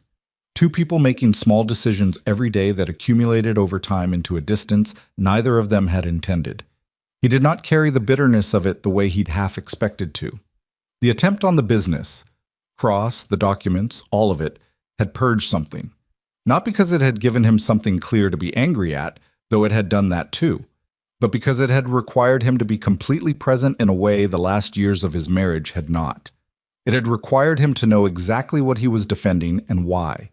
And in knowing that, something had clarified. He was 51 years old and owned 7 Monroe Motor Works locations and was in the planning stages of an 8th in Brightmoor, a neighborhood on the west side that was doing the same slow, stubborn thing East Warren had done, deciding to come back without asking anyone's permission. He ran a paid apprenticeship program that had completed 2 cohorts and was accepting applications for its 3rd. He drove a 1994 F-150 that he maintained himself and which had 280,000 miles on it and which he had no intention of replacing. He wore his work clothes. He drank black coffee in a styrofoam cup from the gas station on Fenkel. He showed up early. These things had not changed because nothing dramatic had happened to him. They had not changed because they were the things he was made of, and a man who abandons what he's made of to become something more impressive is a man who's been convinced that impressive is the same as substantial, which it is not. What had changed, what he was still in the middle of changing, was the hiding. He understood now, with the clarity that comes from having something threatened, that his silence about the business had never been purely humility. Some of it was humility. Some of it was the lesson from his grandfather, legitimate and well-learned. The business doesn't owe you anything, and the day you start using it to prove something is the day it starts to slip. But some of it more than he'd acknowledged for a long time, had been fear. Fear that being seen clearly meant being assessed, and that assessment might find him wanting in ways that quiet anonymity protected him from. His wife had not known him. That was true, but he had not offered himself to be known. He had given her a partial picture and then felt unseen within it, which was not a fair arrangement to impose on another person, however unconsciously. He was working on that too, the willingness to be known. It was awkward and intermittent and sometimes felt more like exposure than like connection, but he kept at it in the way he kept at things that mattered, not with great sweeping gestures, but with daily small decisions in the right direction. On a Thursday in October, the second anniversary of Celeste, sliding the divorce papers across the kitchen table, Darius drove out to the Livernois location before sunrise. He parked the F-150 and sat in it for a moment, looking at the building. The Navy sign, the white letters. Monroe Motor Works. S. 1971. His grandfather's building, twice expanded, equipment entirely updated, staffed by people who knew what they were doing and came back every morning because the work was real and the pay was fair and there was something in the culture of the place that made it worth returning to. He got out of the truck. He walked to the front door and unlocked it with the original key, the owner's key, not the manager's copy, and went inside and turned on the lights. The shop smelled the way it had always smelled: oil, metal, the faint ghost of 1,000 engines. He'd grown up with this smell. He'd stopped noticing it for years, the way you stop noticing anything that's always been there, and then circumstances had made him notice it again. He walked the floor, checked the scheduling board, looked at the equipment the way his father had looked at equipment, not to find problems, but to maintain the habit of looking, to keep the place from becoming abstract. He thought about his grandfather in these same square feet, in 1971, in the early dark before anyone else arrived, making himself useful in his own shop. He thought about what Curtis Monroe had known that he hadn't been able to put into words beyond the one statement Darius had carried with him for 40 years. The day you start thinking the business owes you something, that's the day it starts dying. What he understood now, that he hadn't at 11, was the full shape of that lesson. It wasn't just about entitlement. It was about attention. It was about staying present to what you'd built, rather than using it as a platform to be somewhere else. It was about the difference between having a legacy and living one. A legacy isn't a plaque on a wall. It isn't a net worth figure or a number of locations or an article in a business journal. A legacy is what happens to the people who come through the thing you built, what they're able to do afterward that they couldn't do before. It's Malcolm Reed with his good hands and his 7-sentence essay, Finding the Corroded Ground Connection and knowing why that was where to look. It's the East Warren block with its bakery and its barbershop and its furniture maker and its garage. It's Terrence at the Gratiot location, 9 years in, training someone who might run a shop of their own one day. That's what Adrian Cross had been trying to take. Not the properties. The properties were just land and buildings. What he'd been trying to take was the continuation, the next part of the story. And the reason he'd failed wasn't ultimately because Darius had outmaneuvered him legally or exposed his fraud or presented him with a choice he couldn't refuse. The reason he'd failed was that the thing he was trying to acquire was too thoroughly inhabited to be extracted. It had people in it who'd turned down his offers without being asked to. It had 50 years of earned trust in the neighborhoods where it operated. It had roots. You can't buy roots. You can't forge a signature on them and file them with a lender. They either exist or they don't. The sun came up while Darius was standing in the middle of the Livernois service bay, which it did without ceremony, the way it always did. The cold October light coming through the high windows at the same angle it had been coming through for 53 years. He heard a car pull into the lot, then another. His people arriving for the early shift the way they arrived every morning, the way the mornings kept coming and the work kept being there to do. He went to start a pot of coffee. He was not a man who had been hidden and then revealed. He was not a man whose story was about being underestimated and then vindicated. Those were cleaner narratives than the truth, and the truth was that he was a man who had made real mistakes and learned from some of them too slowly, who had loved imperfectly and built imperfectly, and who was, at 51, still in the middle of figuring out how to be fully present in his own life. But he was here, he was paying attention, he was making the coffee, and opening the doors and doing the work that his grandfather had shown him was the only work that actually mattered. That was enough.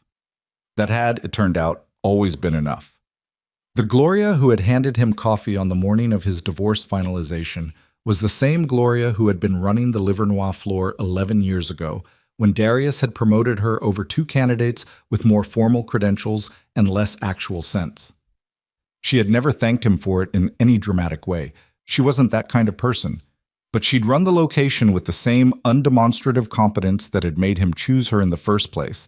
And in 11 years, she had never once called him with a problem that she hadn't already half solved by the time he picked up. So when Gloria called him on a Friday afternoon in November and said she needed to talk to him about something, he paid attention. "It's not an emergency," she said, "but it's not nothing." He drove over after closing time. She was still there, as she usually was. Gloria's departure time was contingent on everything being right rather than on the clock reaching a particular number, which was one of the things that made her exceptional and one of the things that occasionally made him feel guilty about how much he leaned on her. She had a folder on the desk in the back office. She slid it toward him without preamble. "3 inquiries in the last 6 weeks," she said. "Different names, different approaches. 1 phone call asking about the lease. 1 person who came in for an oil change and spent the whole time asking the tech questions about ownership structure. 1 letter, you'll see it in there, from an entity I don't recognize asking about development potential." Darius opened the folder. "Read the letter." It was not Cross Holdings, that was over, and he knew it was over. This was a different name, a different letterhead, the same general shape of inquiry. "You think it's connected to Cross?" he asked. "I think Detroit is full of people who watch what other people try to do and then try to do a version of it themselves," Gloria said. "I think word got out that the Monroe properties were worth looking at, and now other people are looking." He set the folder down. "You've been paying attention." "I've always paid attention. I just didn't always have a reason to bring it to you." "You always have a reason to bring it to me." She looked at him with the expression she reserved for statements she disagreed with but wasn't going to argue about. He recognized it because she'd been making it at him for 11 years. "Gloria," he said, "anything that comes through any of the locations that feels like someone asking about the buildings or the land, I need to know. Not after you've dealt with it, when it happens." "I can do that." "And I need you to tell the other location managers the same thing. Frame it how you want, but I need eyes on this consistently." She nodded once, closed the folder, and slid it back toward herself. Then she said, "The program, the skills lab. How's the 3rd cohort looking?" The shift in topic was deliberate. She was telling him that the business conversation was concluded and she had something else on her mind. He followed her lead. "Applications close next week. Keisha thinks we'll have strong candidates." "I want to take on an apprentice at this location," Gloria said. "Next cohort. I've been thinking about it since the first one started. I want one here." He looked at her. "You've never asked for that before." "I'm asking now." "Why here, specifically?" She was quiet for a moment, in the way she was quiet when she was going to say something true rather than something convenient. "Because this is the original location. Because it should be part of this. Because—" She paused. "My nephew applied to the 2nd cohort. He didn't get in. I didn't say anything at the time because I didn't want it to seem like I was asking for something." "Was he a strong candidate?" "He's young. He wasn't ready, but he's going to apply again, and I want him to be here if he gets in. I want to be the one working with him." Darius thought about it. Gloria supervising her own nephew carried the obvious complications. The conflict of interest, the personal weight of it, the risk that it went wrong and cost them both something. He also thought about Terrence at Gratiot, 9 years in, training the next person. About what it meant for the knowledge to move through people who already had reason to care about the place. "When the application comes in," he said, "Keisha evaluates it the same as anyone else. If he gets in on the merits, he's assigned to this location, and you supervise him. And if he doesn't get in on the merits, then he doesn't get in."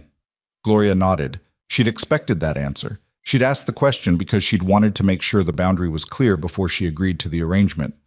That was the kind of person she was. "Thank you," she said. He left the folder with her and drove back through the city as it moved into the particular rhythm of a Friday evening, restaurant lights coming on, traffic thickening, the streets doing their complicated negotiation between people trying to get somewhere and people who'd already arrived. He thought about the letter in the folder. A new name, a different letterhead, the same shape. He wasn't alarmed. He'd made his peace with the fact that the Monroe properties would always attract attention from people who understood what they were worth. The first time that attention had arrived attached to a plan to take what was his, he hadn't been paying close enough attention. He was paying attention now, and he intended to keep paying it. And the difference between those two positions was the difference between a business that continued and one that didn't. He called Marcus from the truck. "You hear anything about a company called—" He looked at the letter he'd photographed on his phone. "Read the name." "Nope," Marcus said. "You want me to look into it?" "Quietly. Just background. No need to escalate unless something connects." "Got it." A pause. "How's Gloria?" "She's Gloria." "That's a full answer," Marcus said, and hung up. Keisha Bartlett had a habit of scheduling their planning meetings at 7 in the morning, which Darius appreciated because he was already up, and it meant they could finish before the day got complicated. She brought her own coffee and a yellow legal pad that she used in a way that suggested she'd been using yellow legal pads her entire professional life, which he found quietly comforting. They met in the back office at East Warren on the first Tuesday of every month. They'd been doing it since the program opened. The meetings ran between 45 minutes and 2 hours, depending on what needed addressing, and Darius had found them to be some of the most useful conversations he had, not because Keisha agreed with him, but because she didn't, consistently and specifically, in ways that improved his thinking. At the November meeting, she set her legal pad down after they'd gone through the operational items and said, "I want to talk about the alumni piece." "What about it?" "We have 14 program graduates now, 2 cohorts. They're all placed, most of them here in the Monroe locations. A couple went to other shops. But there's no structure for what happens next for them. No pathway, no continued investment, no way for them to stay connected to the program or to each other." Darius nodded slowly. "You're thinking about what happens when someone wants to move up." "I'm thinking about what happens when Malcolm Reed, 3 years from now, is ready for something bigger than a senior tech role. Or when one of the second cohort graduates decides she wants to run her own operation. Right now, they're on their own at that point. The program ends, and they're back to figuring it out without a structure. What kind of structure are you proposing?" She turned to a page she'd already been writing on. "A graduate support network, annual gatherings, mentorship matching, the more advanced graduates working with newer cohorts, and a loan fund, small scale, for graduates who want to start their own businesses. Enough to make a real first step possible, not enough to do it for them." He looked at the notes. "The loan fund is the significant piece." "I know. It's also the piece that changes what the program actually is. Right now, it's a training program. With a loan fund, it becomes an ecosystem." He turned that word over. Ecosystem. It was the right word and he knew it, which was slightly irritating because it meant agreeing with something that was going to require significant additional work and capital. "How much are you thinking per loan?" 15 to 20,000, enough to lease space and equip a first bay. We do 3 to 5 loans a year once we have enough graduates to draw from." "Repayment structure?" "Below market interest rate, 5-year repayment. Some percentage of repaid principal goes back into the fund." She looked at him. "I've run the basics numbers. It's sustainable within 4 years if the first loans perform." He was quiet for a moment. He looked out the window, the East Warren block in November, the bakery owner flipping the sign on her door, a woman walking a dog that appeared to be mostly legs and ambition. "Okay," he said. Keisha looked at him. "Okay, you'll think about it, or okay, we're doing it?" "Okay, we're doing it. Work up a full proposal and bring it to the next meeting.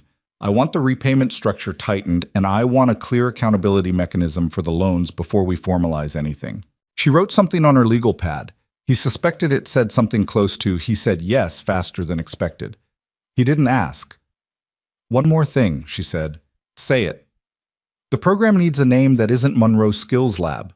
He looked at her. "The program is called Monroe Skills Lab." "I know what it's called. I'm telling you it should have a different name or a subtitle, something that belongs to the graduates, not just to the building or the family name." He opened his mouth and then closed it, because he'd been about to say something reflexive and she deserved a considered response. He thought about it. "What are you proposing?" "I'm not proposing a specific name. I'm proposing that the graduates choose it. Second and first cohort together. Let them name the graduate network, at minimum. Let the program have something that came from the people who went through it." He thought about Curtis Monroe, whose name was on the sign, who had never put his name on anything else. He thought about what Marcus had said. The sign said Monroe, that's still a name, and the half agreement he'd offered in response. Set it up, he said. The graduates choose the network name. We keep Monroe Skills Lab for the program itself. Keisha nodded. She wrote something else. This time he was fairly sure it said Progress. Malcolm Reed got the location manager job. Not at Brightmoor. That was still 18 months away from opening, and Malcolm understood when Darius sat down with him in January and had the conversation properly, that the timeline had conditions, and that he was one of the conditions, but not the only one.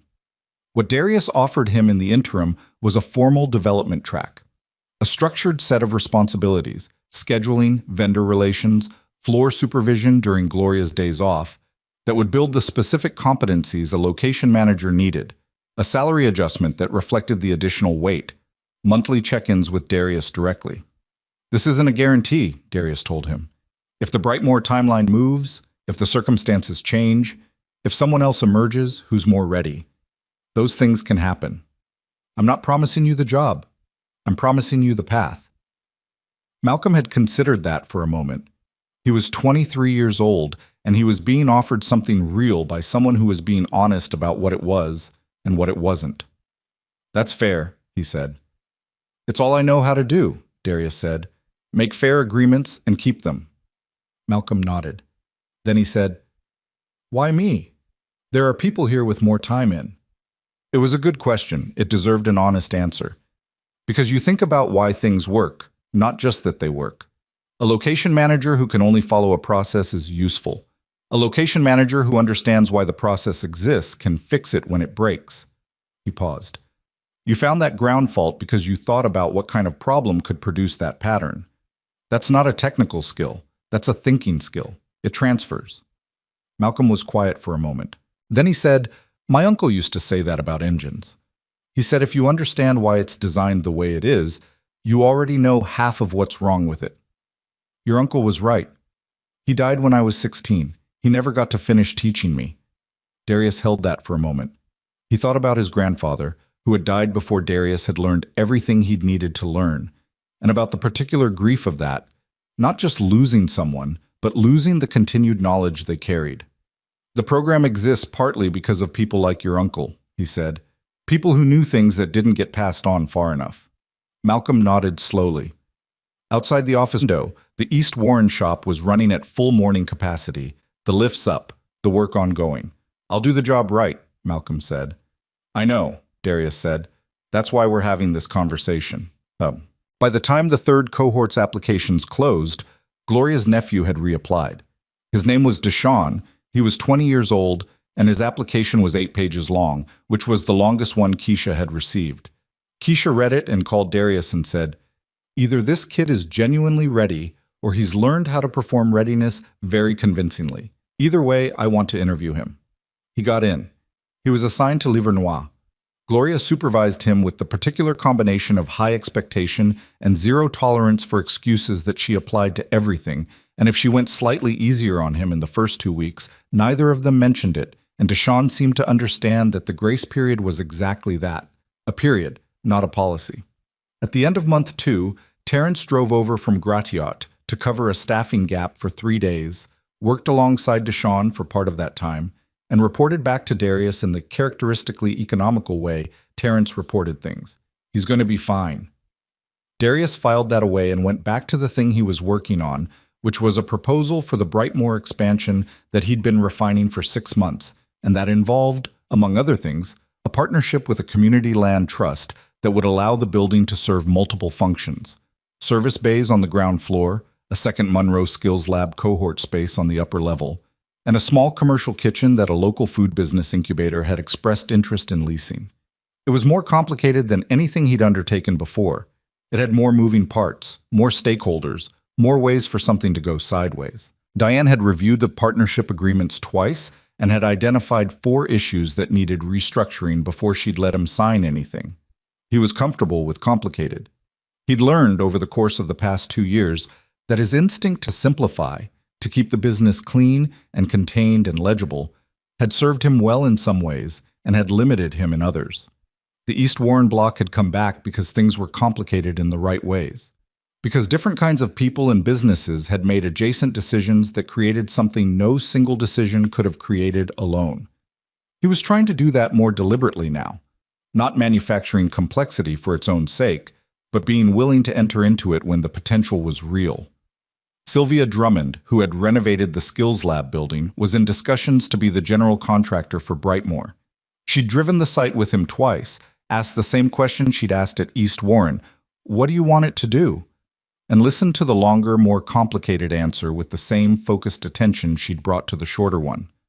"It's going to take longer than East Warren," she said on the second walkthrough. "I know.